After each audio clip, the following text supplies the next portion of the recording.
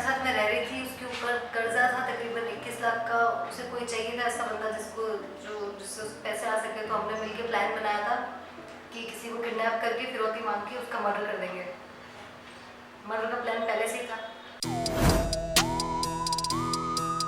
कहते हैं कोई जरूरी नहीं कि किसी की शक्ल भोली भाली और खूबसूरत हो तो इंसान अच्छा ही होगा। जी हां, कुछ ऐसा ही है हमारा आज का खलनायक, या यूं कहूं खलनायिका। नमस्कार, स्वागत है आपका।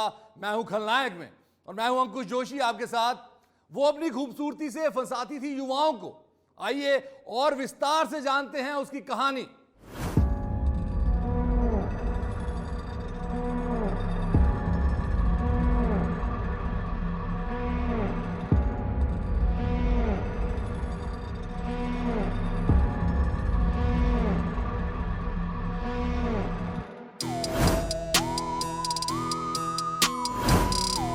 वो पहले पैसे वालों से दोस्ती करती, फिर ब्लैकमेल करके पैसे लूटती। हाँ, लोगों से फ्रॉड करते थे। फ्रॉड इस तरह से करते थे कि पैसे लेके भाग जाते थे। वो कहती है दुष्यंत ने हमसे झूठ बोला तो उसे मौत के घाट उतार दिया। ऐसा झूठ बोला कि वो बहुत पैसे वाला है, तो हमने फिर उसको किडनैप करके उससे फिरौती मांगी। लेकिन बाद में पता लगा कि वो उसके पास कुछ नहीं है। वो बेखौफ होकर मौत का तरीका भी बताती है। कहती है पहले दुष्यंत का गला घोटा। पहले उसका गला घोटा निशान से।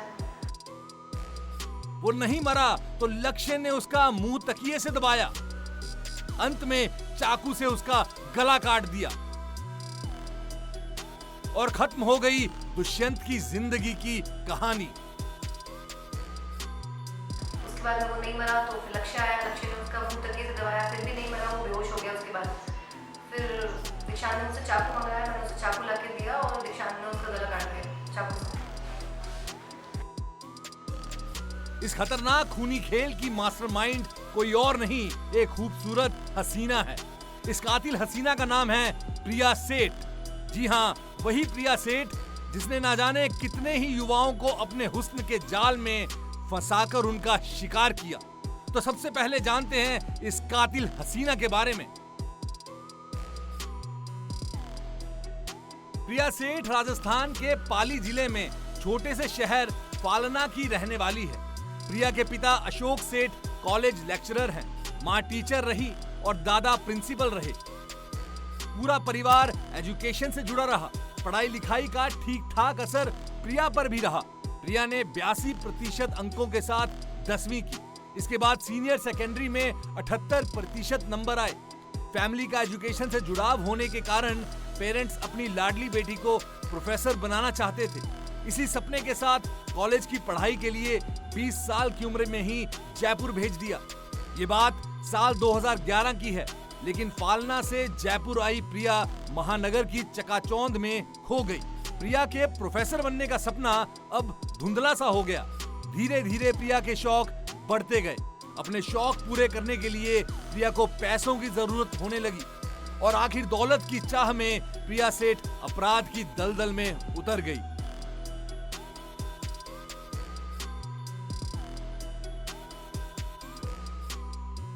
प्रिया बहुत कम समय में पैसा कमाना चाहती थी।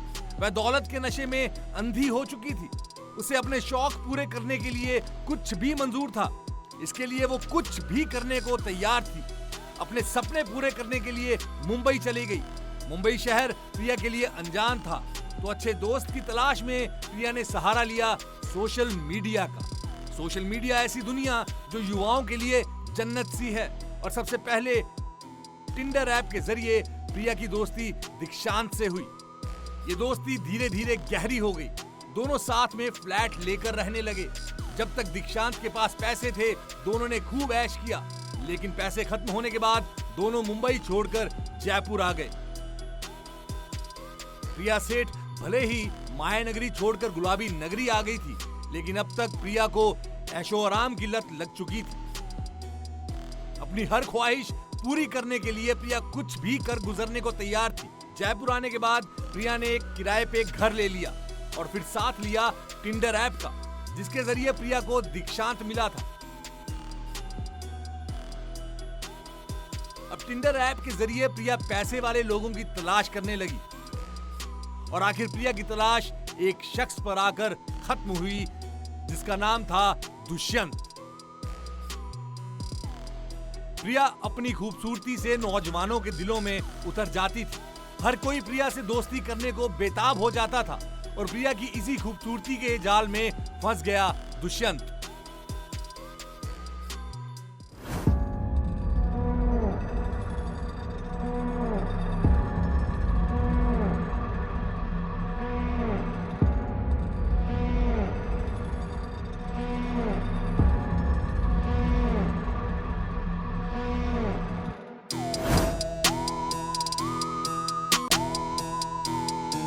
ब्रेक के बाद स्वागत है आपका सभी का। प्रिया को शौक पड़ गया था लेडी डॉन बनने का।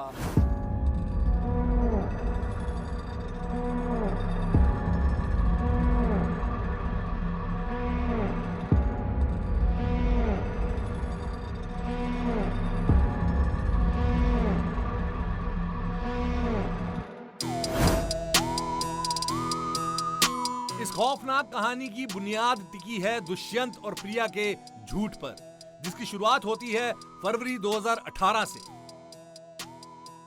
दुष्यंत जयपुर का रहने वाला एक नौजवान था। दुष्यंत की शादी हो चुकी थी, उसका एक बेटा भी था जिससे वो बहुत प्यार करता था। हंसता खेलता परिवार था। दुष्यंत माइनिंग कंपनी में काम करता था। दुष्यंत की मुलाकात टिंडर ऐप के जरिए प्रिया सेठ से होती है। दोनों में दोस्ती होती है। दुष्यंत ने खुद को दिल्ली निवासी विवान कोहली बताकर प्रिया से चैटिंग शुरू की थी। चैटिंग करते हुए दोनों के बीच दोस्ती हो गई। फिर मिलना जुलना और घूमना फिरना भी होने लगा। दुष्यंत का रहन सहन करोड़पति व्यापारी जैसा ही था। विवान कोहली को अरबपति व्यापारी समझकर प्रिया उसे अपने हुस्न के जाल में फंसाना चाहती थी।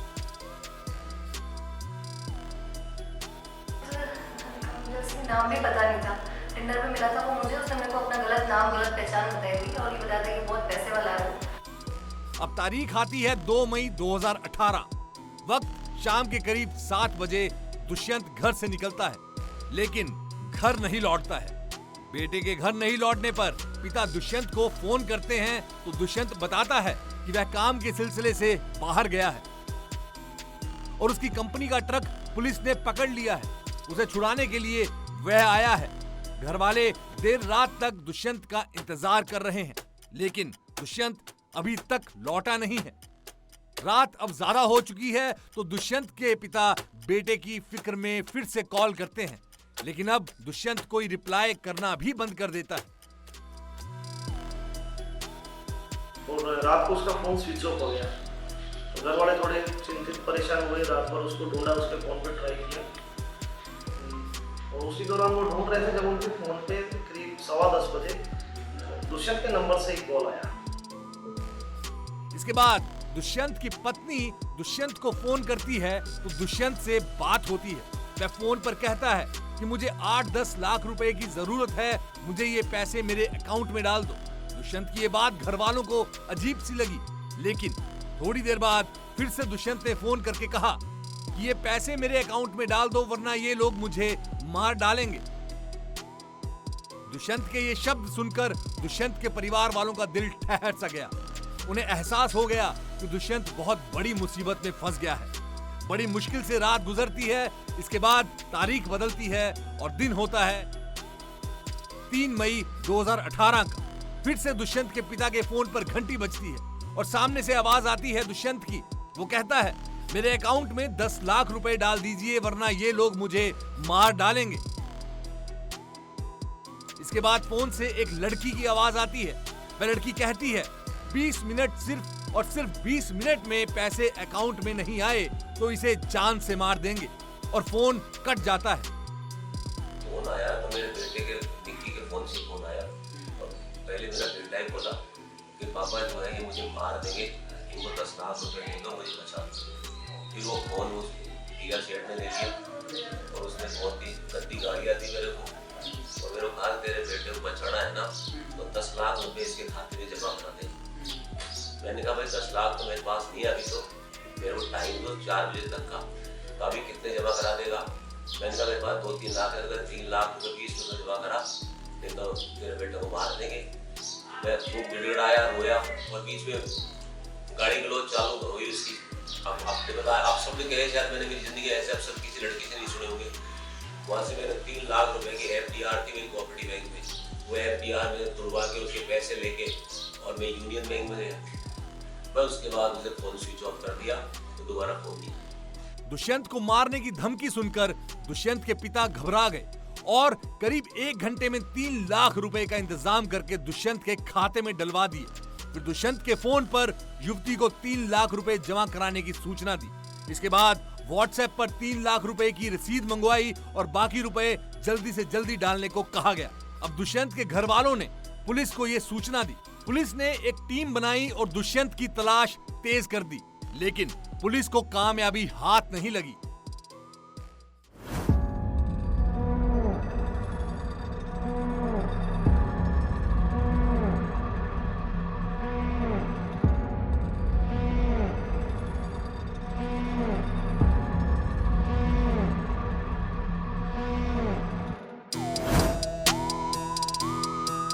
टिंडर ऐप के जरिए उसने जयपुर के दुष्यंत को अपने जाल में फंसाया। जब उसको लगा कि पैसे ख़त्म हो गए तो अपने फ्लैट पर बुलाती है और जहां पर मौजूद उसके दोस्त जो पहले से थे उन्होंने उसको बंधक बनाया और परिवारजन से 10 लाख रुपए की डिमांड की। डिमांड करने पर परिवारजन की तरफ से 3 लाख रुपए उसके अकाउंट में डाल दिए गए, लेकिन उनकी ख्वाहिश यहीं तक नहीं रुकी। वो लगातार पैसे का दबाव बनाते गए और अंत में दुष्यंत का कत्ल कर दिया।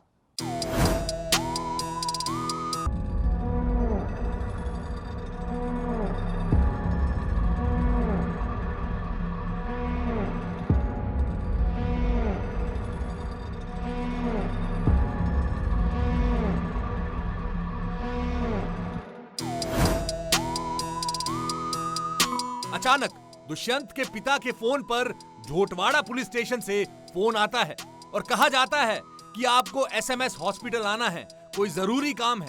ये सुनकर दुष्यंत के पिता को किसी अनहोनी की आशंका होती है, लेकिन एक मजबूर पिता क्या कर सकता है। दुष्यंत के पिता बदहवास हालत में हॉस्पिटल पहुंच जाते हैं। हॉस्पिटल में पुलिस मोर्चरी से एक लाश दिखाती है।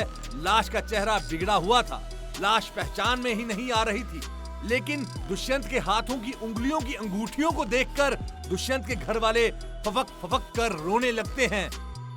उन्हें समझ आ जाता है कि दुष्यंत के साथ बहुत गलत हो चुका है। घर वालों पर गम का पहाड़ टूट चुका था। इसके बाद दुष्यंत के मोबाइल का लोकेशन ढूंढते हुए पुलिस अपराधियों को तलाश करने लगी और आखिरकार पुलिस को सफलता मिली। दुष्यंत जिस कार से घर से निकला था वह कार रेलवे स्टेशन के पास खड़ी मिली। गाड़ी की नंबर प्लेट बदली हुई थी, लेकिन पुलिस ने गाड़ी को पहचान कर गाड़ी में बैठे 3 लोगों को हिरासत में लेकर पूछताछ शुरू की। पूछताछ के बाद पुलिस प्रिया के फ्लैट पर तलाशी लेती है। वहां का नजारा देखकर पुलिस सन्न रह गई। फ्लैट में चारों तरफ खून फैला हुआ मिला। पुलिस को पूरा माजरा समझने में जरा भी देर नहीं लगती और इसके बाद ये आरोपी सुनाते हैं दुष्यंत की मौत की कहानी। दुष्यंत से टिंडर ऐप पर दोस्ती करने के बाद प्रिया ने 2 मई को दुष्यंत को फोन करके मिलने बुलाया। प्रिया के बुलाने पर दुष्यंत प्रिया से मिलने चला गया। प्रिया दुष्यंत को अपने फ्लैट पर ले गई। दुष्यंत को जरा भी अंदेशा नहीं था कि वो जिसके प्यार में पागल हुआ जा रहा है वह खूबसूरत हसीना ही नहीं बल्कि खूबसूरत कातिल हसीना भी है। प्रिया ने पहले से ही प्लान बना रखा था। प्लान के मुताबिक दीक्षांत कामरा और लक्ष्य वालिया पहले से ही प्रिया के फ्लैट पर मौजूद थे। इन तीनों ने मिलकर दुष्यंत को बंधक बना लिया। इसके बाद जब दुष्यंत की तलाशी ली तो पता चला कि वह दिल्ली का विवान कोहली नहीं बल्कि जयपुर के झोटवाड़ा का रहने वाला दुष्यंत है। और दुष्यंत कोई बहुत पैसे वाला भी नहीं है, उसके बैंक खाते में भी ज्यादा रकम नहीं थी। ये सब जानकर प्रिया को बहुत गुस्सा आया। इसके बाद तीनों ने मिलकर पहले दुष्यंत के घर वालों से फिरौती मांगी। रामेश्वर प्रसाद ने बेटे दुष्यंत के खाते में 3 लाख रुपए डाल दिए। तो प्रिया सेठ ने कुछ देर बाद ही अपने फ्लैट से कुछ दूर एटीएम से 20,000 रुपए निकाल भी लिए। लेकिन जब प्रिया और उसके दोस्तों को यह डर लगा कि दुष्यंत को छोड़ देने से उनका भांडा फूट जाएगा, तो 3 मई की दोपहर को फ्लैट पर ही पहले दुष्यंत का गला घोंटा। वो नहीं मरा तो लक्ष्य ने उसका मुंह तकिए से दबाया, अंत में चाकू से दुष्यंत का गला काट दिया। इसके बाद ये लोग दुष्यंत के शव को एक ट्रॉली सूटकेस में रखकर दुष्यंत की ही कार से उसी दिन दोपहर को आमेर इलाके में दिल्ली बाईपास पर फेंक आए। प्रिया के लालच ने रामेश्वर प्रसाद के घर का आखिरी चिराग भी बुझा दिया। 2 बेटों की अर्थियों को कंधा दे चुके रामेश्वर प्रसाद की आंखें पथरा गईं। रामेश्वर के बुढ़ापे का आखिरी सहारा भी छीन लिया।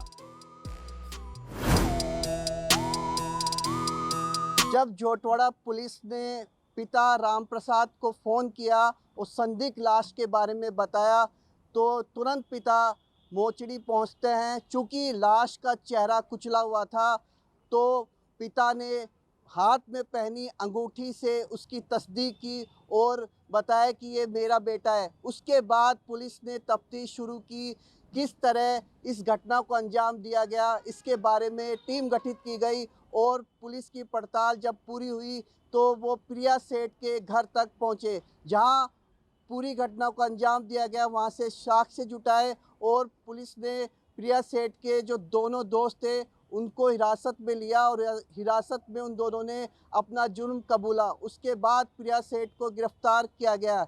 बहरहाल प्रिया सेठ इस समय अभी न्यायिक हिरासत में चल रही है, लेकिन जिस तरह से इस घटना को अंजाम दिया गया, ये एक खौफनाक दृश्य देखा गया था। चूँकि पूरे प्रकरण को लेकर तत्कालीन जो एसपी थे, उनके निर्देश पर पूरी टीम ने इस ऑपरेशन को अंजाम दिया और एक बात निकल के आई, चूँकि प्रिया सेठ बड़ी महत्वाकांक्षी थी और अपने लक्ष्य और अपनी अय्याशी को पूर्ण करने के लिए पैसों की जरूरत के खातिर इस कत्ल को अंजाम देना पुलिस पूछताछ में स्वीकारा। प्रिया सेठ आज जेल में बंद है। उसने जघन्य अपराध किया है, लेकिन जिस बेबाकी की वो बात करती है, उसे देखकर लगता है प्रिया को अपने किए का कोई पछतावा नहीं है। प्रिया कुख्यात अपराधी बनना चाहती थी। वह कहती थी, मैंने दुनिया का कोई पहला मर्डर नहीं किया है। शायद उसे पता नहीं है कि कोई मर्डर पहला या आखिरी नहीं होता। प्रिया कहती है, मुझे सिर्फ दौलत चाहिए। मैं पैसे की बदौलत वो सब चीजें खरीदना चाहती हूँ जिसकी मुझे ख्वाहिश है। वह ये भी कबूलती है कि 2 साल में उसने 1.5 करोड़ रुपया कमाया है।